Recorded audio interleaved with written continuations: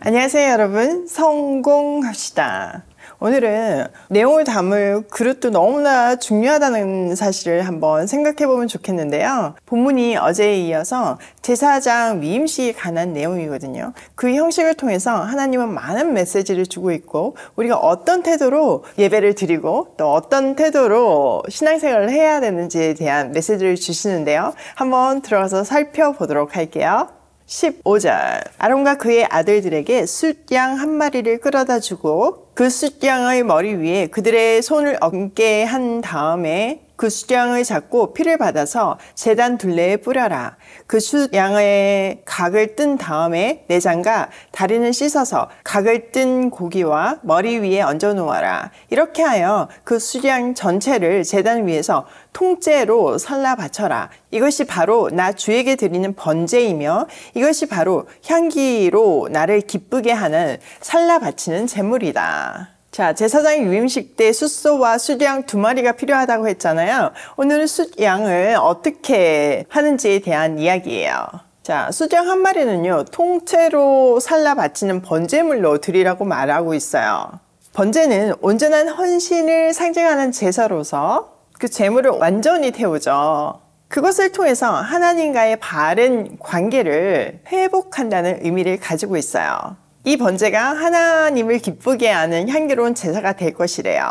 자, 그 다음 19절. 너는 다시 다른 숫양 1마리를 끌어다 놓고 아론과 그의 아들들이 그 숫양의 머리 위에 손을 얹게 한 다음에 그 숫양을 잡고 피를 받아서 아론의 오른쪽 깃볼과 그 아들들의 오른쪽 깃볼에 바르고 그 오른손 엄지와 오른발 엄지에도 발라라. 그리고 남은 피를 제단 둘레에 뿌려라. 너는 제단 위에 있는 피와 거룩하게 구별하는 기름을 가져다가 아론과 그의 옷 위에 뿌리고 아론의 아들들과 그들의 옷 위에 뿌려라. 그렇게 하면 아론과 그의 옷과 그의 아들들과 그들의 옷이 거룩하게 된다. 자, 숫양 2마리 중에서 1마리는 번제로 바치고 다른 숫양을 끌어다가 아론과 그의 아들들이 그 숫양의 머리 위에 손을 얹어서 안수하래요. 자, 안수한다는 거는 그들의 죄를 이 제물에 전가한다는 의미가 있다고 했어요. 그리고 오른쪽 깃볼, 오른손의 엄지, 오른발 엄지에도 바르고 남은 피는 제단 둘레에 뿌리래요.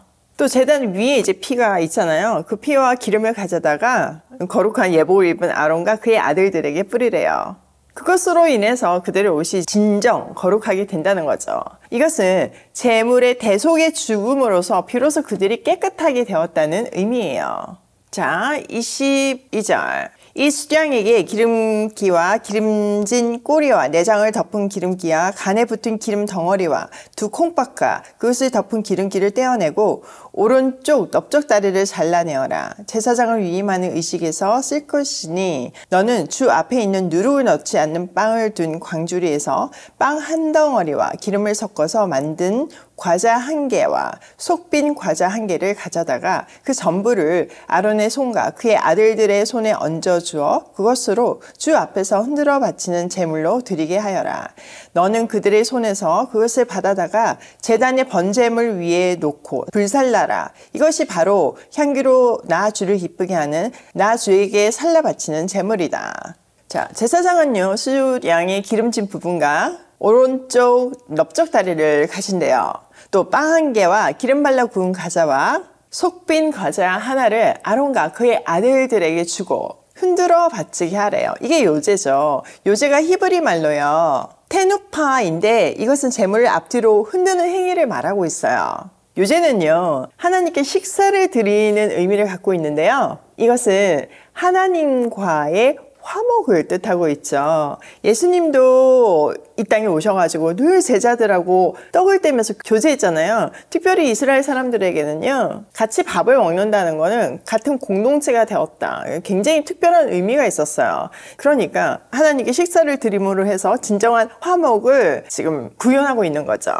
이렇게 흔들어 바친 예물들은요, 제단에서 번제물과 함께 완전히 태워져야 했어요. 이것도 하나님이 기쁘게 받으신대요. 자, 26절. 아론의 제사장 위임식에 쓸 숫 양에서 가슴을 떼어 나 주에게 흔들어 바치는 예식을 하고 나서 그것을 너의 몫으로 가져라. 너는 아론과 그의 아들들의 제사장 위임식에 쓴 숫양 고기 가운데서 흔들어 바친 것과 들어 올려 바친 것과 흔들어 바친 가슴과 들어 올려 바친 넓적다리를 거룩하게 구별하여 놓아라. 이것은 들어 올려 바친 제물이므로 아론과 그의 아들들이 이스라엘 자손에게서 받을 영원한 분깃이다. 이 제물은 이스라엘 자손이 그들의 하목 제물로 나 주에게 들어 올려 바친 제물이다. 하나님은요, 모세에게 위임한 수량의 가슴을 하나님 앞에서 요제로 드리게 했는데 이것은 모세의 분깃이었어요. 또 요제로 사용한 수양의 가슴과 넓적다리를 거룩하게 해서 아론과 그의 아들들에게 특별하게 줘야 되는데 주기 전에 먼저 제단을 향해서 들어 올리고 흔드는 의식을 해야 한대요.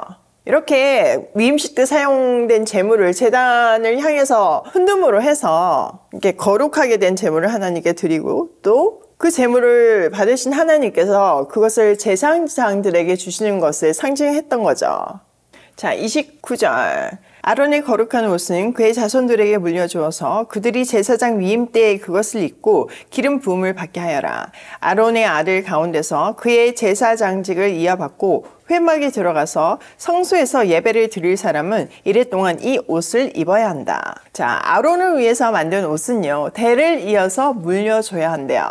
취임식을 마친 제사장은 이 예복을 입고 일주일 내내 회막에서 거해야 한대요. 자, 그들이 마음가짐이 완전 새롭게 됐을 것 같지 않나요? 그리고 이걸 대를 이어서 함으로 해서 정말 자기 조상들에게 약속하신 그 언약이 신실하게 지금까지도 흐른다는 것을 그들은 확인할 수 있었어요. 자, 31절. 너는 제사장 위임식 때에 드린 숫 양의 살코기를 가져다가 거룩한 곳에서 삶아라. 아론과 그의 아들들은 회막 어귀에서 바로 이 숫 양의 살코기와 강줄이 든 빵을 먹는다. 이것은 그들을 거룩히 구별하여 제사장으로 세우고 속죄의 제물로 그 남은 것을 불에 태워라. 그것은 거룩한 것이므로 먹어서는 안 된다. 자, 제사장 위임식 때 잡은 숫양의 고기는 제사장인 아론과 그의 아들들만 먹어야 한대요. 이 음식은 거룩한 것이므로 절대 다른 사람은 먹을 수 없대요. 또 남은 것은 다음날 아침에 먹을 수 있는 것이 아니라 불태워야 한대요. 6월절 어린 양도 다음날 먹지 말고 태우라고 했잖아요. 그 어린 양이 생각나게 하는 대목이에요. 자, 35절. 너는 아론과 그의 아들들에게 내가 너에게 시킨 그대로 하여 주되 제사장 위임식은 이래 동안 하여라. 너는 날마다 수송아지 한 마리씩을 바쳐서 죄를 속하는 속죄제를 드려라. 너는 제단 위에 속죄 제물을 드려서 그 제단을 깨끗하게 하고 그것을 기름 부어서 거룩하게 하여라. 너는 이래 동안 제단 위에 속죄 제물을 드려서 제단을 거룩하게 하여라. 그렇게 하면 그 제단은 가장 거룩하게 되고 그 제단에 닿는 것도 모두 거룩하게 될 것이다. 자, 제사장 위임식은요, 일주일 동안이나 계속되었어요. 이 기간에 숫소를 한 마리씩 제물로 드려야 했죠. 그렇게 하면 제사를 드린 아론과 그의 아들들, 그리고 그 숫소를 바쳤던 제단은 가장 거룩하게 되고 그 제단에 닿는 그 모든 것들도 거룩하게 될 것이래요. 자, 이렇게요, 제사장 위임식은요, 아주 거룩하게 진행되었지만요, 한번 그 현장을 생각을 해보세요. 회막 앞에는 제물로 바쳐지는 짐승의 그 비명소리와 피 범벅, 그 내용물로 정말 참혹한 광경이었을 거예요. 그리고 뭐 피비린 데가 진동을 하는 거죠. 그들은요, 그 장면을 통해서 생명이 자기들의 죄를 대속하기 위해서 죽는 모습을 보면서 이 제사함의 의미가 얼마나 강렬하게 다가왔을지 정말 우리는 뭐 그냥 상상조차도 못하는 거죠.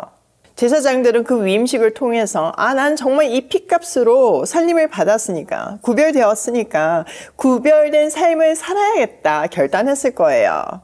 그런데 이 거룩한 예식도 영적으로 무뎌지면 그냥 뭐 형식 그 자체로만 남게 돼요. 뭐 멀리 가지 않아도 아론의 아들들이 변하는 것을 우리는 보잖아요. 이런 것을 보면 우리가 영적으로 깨어있기 위해서 얼마나 간절히 은혜를 구하고 노력해야 하는지를 알 수 있어요. 여러분, 제가 목소리가 조금 잠겼죠? 사실 제가 어저께 아름다운 교회라는 곳에서 3번 말씀을 전했어요. 근데 제가 말씀을 이제 뭐 성경 공부는 이렇게 잔잔하게 하지만 집회는 되게 뜨겁게 하거든요. 3번 말씀을 전하면서 쏟아부었더니 목소리가 맛이 갔어요. 그 말씀을 전하면서 제가 참 감사하더라고요. 제 인생을 돌아보게 되었고, 또 이것을 통해서 그 녹록지 않은 인생을 통해서 하나님이 저에게 훈련시키시고 또 메시지가 보이게 했잖아요. 제가 그렇게 파워풀하게 말씀을 전할 수 있는 거는 제가 맛보아 알았고 경험했기 때문에, 너무나 확실한 그 증인의 삶을 살았기 때문에 가능했던 것 같아요. 제가 그렇게 살 수 있었던 것은 매일 아침 이렇게 말씀을 연구하고 여러분께 전했기 때문에, 그것을 통해서 우리가 함께 기적을 경험하면서 하나님의 역사를 경험하면서 하나님의 계획이 이루어지는 것을 긴 세월 동안 보고 있잖아요. 그렇기 때문에 우리가 정말 은혜 가운데 있을 수 있었던 것 같아요. 그런 거 생각하니까 너무 감격스럽더라고요. 매일 아침 말씀 앞에 있는 거, 이거 쉽지 않죠. 그렇지만 이것이 우리의 생명임을 깨닫고 늘 말씀 앞에서 하루를 시작하면 좋겠어요. 자, 오늘 내용을 우리 삶에 적용을 해보면, 첫 번째, 내용을 담을 형식도 중요하다. 여러분, 너무 세밀하게 하나님은 그 형식에 대해서 말씀하고 계시잖아요. 그러니까 내용이, 그 복음의 내용을 담기 위해서는 정결한 그릇이 얼마나 중요한지 몰라요.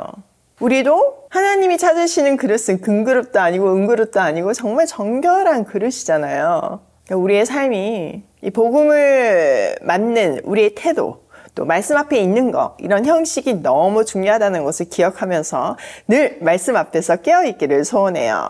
두 번째, 형식만 남으면 아무 의미가 없다. 매일 아침 말씀을 하는데 그게 의무가 되고 이게 나의 의가 된다면 이건 너무 슬픈 거죠. 그리고 이게 너무 익숙해져가지고 생명의 말씀으로 나한테 오는 것이 아니라 그냥 뭐 글씨로 온다면 이건 정말 너무 슬픈 거예요. 예배도 마찬가지예요. 주일날 하는 그냥 의무가 아니라, 사실은 그 예배는 정말 하나님과 새롭게 교제하고 우리가 새롭게 회복되는 시간이잖아요. 그 형식을 위해서 우리가 준비를 하긴 해야 되지만요.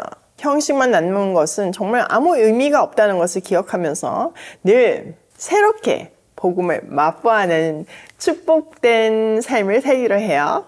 세 번째, 영적으로 깨어 있을 수 있게 은혜를 구하자. 진짜 이게 제일 큰 축복인 것 같아요. 근데 제일 좋은 방법은 매일 아침 말씀과 기도로 새로워지는 거예요. 그러면 잘 수가 없는 거죠.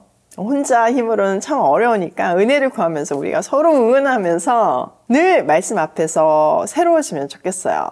오늘도 우리 하루가 이 멋진 복음을 담는 경건한 그리고 정결한 그릇이 되길 소원하며 고싱해요.